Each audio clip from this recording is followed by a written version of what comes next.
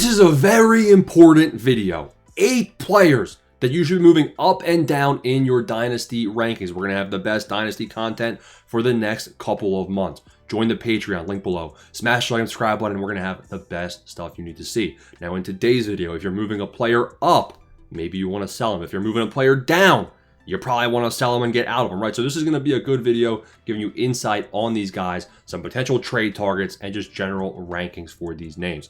Name number 1. It's Robert Griffin III. That's right. I'm playing. It's Jaden Daniels. Now, we're on Flock Fantasy. You guys can check us out for free. We're going to be using this a lot for our content. Jaden Daniels, the thing that concerns me here is the physical nature of him being able to stay on the field and the rushing upside. Take a look at his career average. 2025 was injury riddled. The Commanders had an awful, completely terrible season.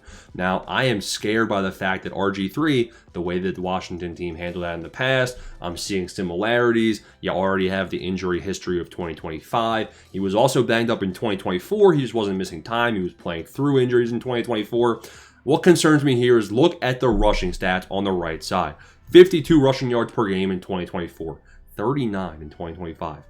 Banged up, right? He was rushing it almost at the same rate as well. The touchdown rate was almost the same, but the passing stats also went down. So you have a decrease in rushing production, a decrease in passing production, even though they go bring in Deebo Samuel, which is supposed to bolster this offense. It was a terrible season for Jaden Daniels. Now, do not panic just yet. I'm not saying bump this guy out, go get Bryce Young for Jaden Daniels because Daniels' career is over. Jaden Daniels is going to be a top 30 Dynasty asset for the rest of his career. He is 25 years young. This guy is going to be good. What I am saying is number 8 in the rankings seems a bit too favorable, right? If Jaden Daniels comes down in 2026 slow, if Jaden Daniels gets banged up, if he isn't playing well back to 20 points per game, guess what? We're going to see Jaden Daniels fall all the way down in the rankings, probably to this range here of like 27 or below. So what is Dynasty football all about? It is about making value moves, value plays. While Jaden Daniels is a top 8 asset, that means you can trade him for almost anybody in fantasy football in the NFL, right? So you have a lot of pivot options off Jaden Daniels. He was getting drafted as a top 3, top 4 pick in Dynasty rookie startups prior to the 2025 season. I'm just saying we got to bump him down in the rankings. We got to manage our expectations here. And if you're holding on to him, it is a risky play. It's not a safe play. It is a risky play. And you're losing potential value if he has a bad start to 2026. Name 2. Bump this guy up. He's a madman. He's a psycho. He is CMC 2.0, minus 7 years of age. Bijan Robinson, 23. No, he's not. He's not 23. He's 24 years old. But Bijan Robinson is CMC. 100 targets in 2025. Scratch your brow, man. This guy is elite. The juke moves. He looks like me out there on the... All right. But Bijan Robinson, listen, it doesn't matter who the quarterback is. Kirk Cousins, Michael Penix. It's going to be Penix, obviously, in 2026. It doesn't matter. Penix will dump the ball off just as good. Important note. Mr. Algier. See you later, buddy. Algier is a free agent. Now, look at the touchdown rate in 2024. 0.8 touchdowns per game. In 2025, half of that. Everybody knows in 2025, Tyler Algier was a red zone pest. We saw it time in, time out. In fact, let's pull up the little rat, the little rodent, Tyler Algier. Look at the touchdown rate for Algier, man. I'm going to be sick. He had more touchdowns than, oh my. So when this guy, if he signs elsewhere, which is not a guarantee, he could re-sign, you don't know. But if he signs elsewhere, a lot of people are speculating he will. That opens up more red zone opportunities for Bijan. And Bijan Robinson had 23 points per game with the lower touchdown rate. He's going to be a workhorse back. The age is immaculate. Now, you might be saying, bump him up, bro. Like, everyone's on this guy.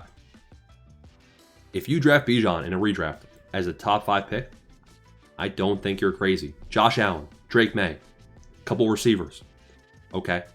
But Bijan right after them seems wise to me. Bump this guy up in your rankings. If you have him, hold on to him. If you don't have him, it's going to be hard to pivot, but I mean, Jaden Daniels to Bijan, I'm in on that pivot. Bijan is going to be league winning for the next 5-6 years. Bump up Brock Bowers. Why? Because people bumped him down too much. Why? Tight ends. Trey McBride has the tight end 1 season. Trey McBride is the new beast of the least. Trey McBride is 26 years old, and nobody is telling you this.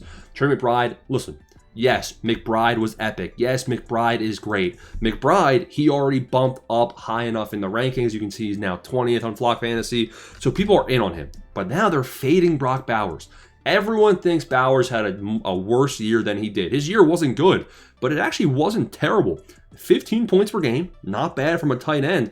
And he had the rookie season. Now, the Raiders' offense was so bad this year. Geno Smith was terrible. The O-line was terrible. The Raiders hold the #1 draft pick in 2026. They should, at least, by the time we're recording this. And that means that there's going to hopefully be an increase in quarterback play. You're going to have a year 2 Genti, and they don't have any receivers that are good. So maybe they get some more in the draft, but Bowers is involved in this offense. When Bowers is healthy, he will be elite. And the main reason you bump him up in the rankings, he was bumped too low. Listen, look at this right here. 23 years young. Most tight ends are 26 or older when they're in their prime, when they're peaking. Look at Trey McBride. He just, hit his peak, and he's 26. 3 years older. In Dynasty, I know we're looking at 3-year outlooks. No. I would rather have Bowers than Trey McBride moving forward. Just you have the younger age, and we're seeing, I think they're comparable in terms of like their actual year-to-year outlook, but I'm taking the younger guy, and I'm taking Brock Bowers, one of the top tight end prospects athletically ever. I just think that this is a good time to go buy him low. Speaking of buying low, we got a little tandem here. We're going to go BTJ, Travis Hunter. Let's evaluate that. Brian Thomas Jr., I keep telling you, buy low, buy low, buy low. I'm going to keep saying it. I still am under the camp that this guy is talented, that this guy is elite. And I think that maybe, just maybe, injuries played a big role in his 2025 season. He was banged up. Maybe he was playing through something. He also, every time I saw him, he was dropping a pass in the end zone, or he was wide open and not getting the look. What people are not telling you about the Jaguars receiving room, everyone's saying, Jacoby Myers this, Jacoby Myers this, my king Jacoby. He's 29. He's pretty old. He is a pretty old fella, right? So this is not some guy that's like the same age as BTJ, who's 6 years younger. So sure, Jacoby Myers is going to be a pest in the short term. Sure, Parker Washington is going to be a pest in the short term. Sure, Travis Hunter is going to be a pest. Maybe. The thing about Travis Hunter is I'm bumping this guy down. Let's go take a look at the rankings. Now, this is going to be very important. Travis Hunter is ranked 50th. Would I rather have Travis Hunter or would I rather have Christian McCaffrey? Come on. Would I rather have Travis Hunter or I'd rather have Jameson Williams than Travis Hunter? I know Jameson was the number 2, but Travis Hunter, he could be the number 4 if he's playing cornerback most of the time, which I think is valid. I think Parker Washington has a role. I think Jacoby Myers has a role for the next 2 to 3 years. And I think BTJ is somebody that comes out who is averaging 16 points per game in his rookie year and has a year 3 reemergence. I'm going to be all in on BTJ next season. Isaac Tesla. This one's going to be very interesting. You better get the notepad out. Isaac Tesla's touchdown rate was immaculate. This guy profiles as a big body athletic freak. The Lions traded a lot of draft capital to move up in the 3rd round and get him in 2025. They basically paid 2 third-round picks to draft him in the 3rd round, and he played well. The snap rate. Trash. I'm not a monkey. The snap data was encouraging in the second half of the year. And what you really like to see here is Dan Campbell coming out saying, this guy's tough. This guy's doing all the things we need to see, blah, blah, blah. Now let's compare Tesla to Amon-Ra St. Brown and Jameson Williams. Why? Are you crazy? Look at the rookie seasons for these guys. Rookie year, Amon-Ra St. Brown, worst year of his career, 13 points per game. Snap data was the lowest it's ever been. Jameson Williams, sure, he was guns in his car. He was coming off the injury. He was suspended for gambling. We all know how bad this guy's career was. Look at it. 18% snap share, 54% snap share, 2 points per game, 6 points.